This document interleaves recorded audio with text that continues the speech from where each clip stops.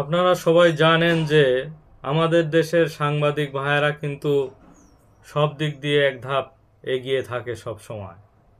তারা সব সময় বিশেষ বিশেষ সংবাদ সবার আগেই পেয়ে থাকে। অতএব তারা সংবাদ সংগ্রহ করছে এবং সাংবাদিক ভাইয়েরা দ্রুতই সাংবাদিকতায় বিশেষ বিশেষ খবর প্রকাশ করছে। তারই ফলশ্রুতিতে আজকে একটি বিশেষ খবর প্রকাশ হয়েছে। সেটি হলো ১৩তম জাতীয় সংসদ নির্বাচনকে সামনে রেখে দেশের রাজনৈতিক নতুন উন্মাদনা সৃষ্টি হয়েছে। জাতীয় নাগরিক কমিটি এবং বৈষম্য বিরোধী ছাত্র আন্দোলনের নতুন রাজনৈতিক দল গঠনের কাজ এগিয়ে নিচ্ছে দ্রুত। আমরা যদিও শুনেছি যে ফেব্রুয়ারির মাঝামাঝি সময়েই যে নতুন বৈষম্য বিরোধী ছাত্র আন্দোলন এবং জাতীয় নাগরিক কমিটি মিলে তারা যে একটি নতুন রাজনৈতিক দলের ঘোষণা করবেন, এটি যে কোনো কারণে বিলম্বিত হতে হতে আবার নতুনভাবে ঘোষণা আসছে যে এই মাসের শেষের দিকে এই রাজনৈতিক দলটির ঘোষণা আসবে বলে তারা জানিয়েছেন।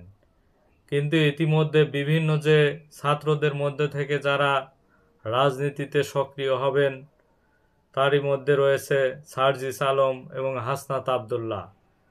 আপনাদের সবারই পরিচিত মুখ।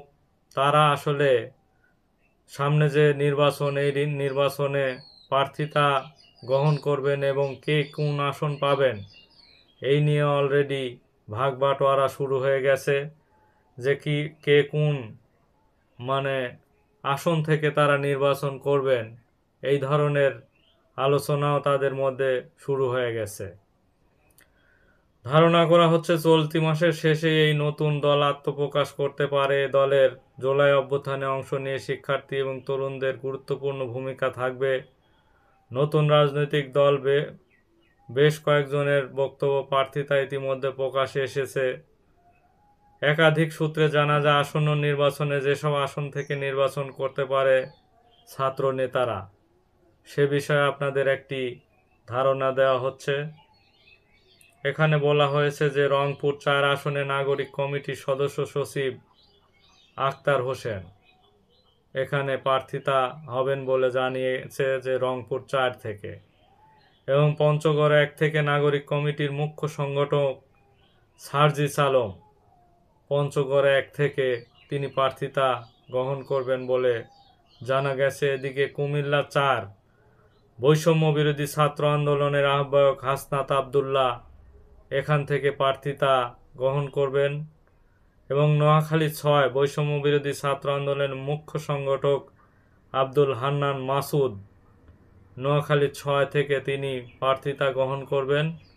এছাড়া চট্টগ্রাম নাগরিক কমিটির কেন্দ্রীয় নির্বাহী সদস্য মোহাম্মদ হাসান আলী তিনি চট্টগ্রাম থেকে প্রার্থিতা গ্রহণ করবেন বলে এখানে জানা গেছে। আসলে এইসব বৈষম্য বিরোধী ছাত্র আন্দোলনের নেতারা কে কোথায় থেকে প্রার্থিতা গ্রহণ করবেন এ বিষয়ে আগেই আমাদের সাংবাদিক ভাইয়েরা এইসব খবর প্রকাশ করেছেন, কিন্তু এখন পর্যন্ত কিন্তু আমাদের যে নতুন দল একটি ঘোষণা আসতে শুনছি, আমরা শুনলাম বেশ কিছুদিন আগে যে ফেব্রুয়ারির মাঝামাঝি সময়ে দলটি ঘোষণা করবে। যে কোনো তাদের সাংগঠনিক হয়তো কাজে এই দলটির নাম এখনো পর্যন্ত আমরা ঘোষণা পাইনি, তবে সম্ভবত অচিরেই আমরা এই দলটির নাম ঘোষণা পাব। অলরেডি আসন বন্টন কিন্তু হয়ে গেছে। দেখা যাক সামনে আরও কি হতে বাকি আছে। ধন্যবাদ সবাইকে।